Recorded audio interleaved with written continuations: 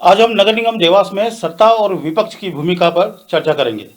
सवाल उठ रहे हैं कि क्या नगर निगम के लिए कांग्रेस और बीजेपी में गुप्त समझौता हुआ था।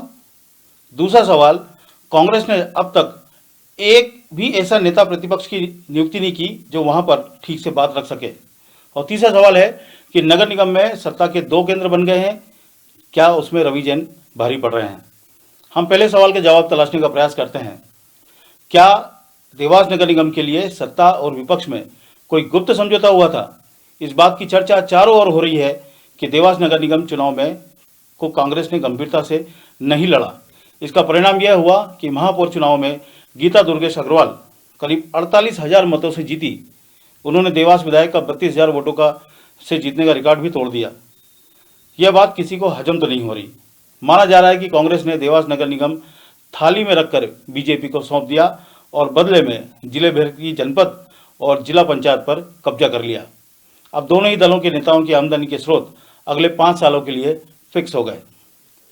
दूसरा सवाल, नगर निगम देवास में कांग्रेस के गिने चुने पार्षदों में से अब तक किसी को भी नेता प्रतिपक्ष नहीं बनाया गया, लेकिन प्रदेश भर में यह काम हो चुका है।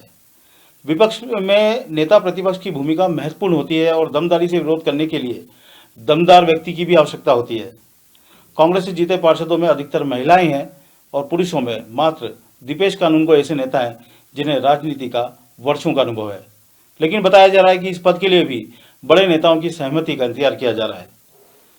यहाँ पर तो वही कहावत चरितार्थ हो रही है कि घर में नहीं है दाने और अम्मा चली भुनाने।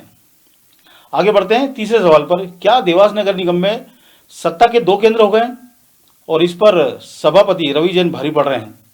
सभापति बनने के बाद नगर निगम के विभिन्न कार्यों में रवि जैन की सक्रियता देखने लायक है। विभिन्न विभागों के निरीक्षण के दौरान जो वीडियो सामने आए हैं उसमें रवि जैन मुख्य रूप से अधिकारी कर्मचारियों को निर्देशित करते नजर आ रहे हैं और वहीं उनके बगल में महापौर और उनके पति हाँ में हाँ मिलाते नजर आ रहे हैं। इससे यही प्रतीत होता है कि अब नगर निगम में सत्ता के दो केंद्र हो गए हैं, जिसमें एक तरफ महापौर और दूसरी तरफ सभापति रवि जैन है। हालांकि सभापति से महापौर कहीं ज्यादा अधिक अधिकार संपन्न और पावरफुल होता है, लेकिन योग्य व्यक्ति कहीं भी अपना हस्तक्षेप दिखाई देता है। बहरहाल देवास नगर निगम में अब एल्डरमैनों की भी नियुक्ति होगी।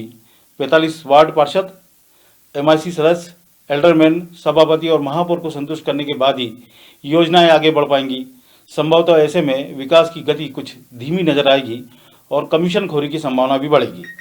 लेकिन नगर निगम का संस्थागत ढांचा ही कुछ ऐसा है, इसमें जनप्रतिनिधियों की भागीदारी सुनिश्चित की जाती है। ऐसे में देवास नगर निगम आयुक्त विशाल सिंह चौहान कैसे सामंजस्य बना करके शहर में काम करवा पाएंगे, यह देखने वाली बात होगी। आपको ये वीडियो कैसा लगा कमेंट के माध्यम से जरूर बताइए। चैनल को लाइक और सब्सक्राइब जरूर कीजिए। बहुत बहुत धन्यवाद।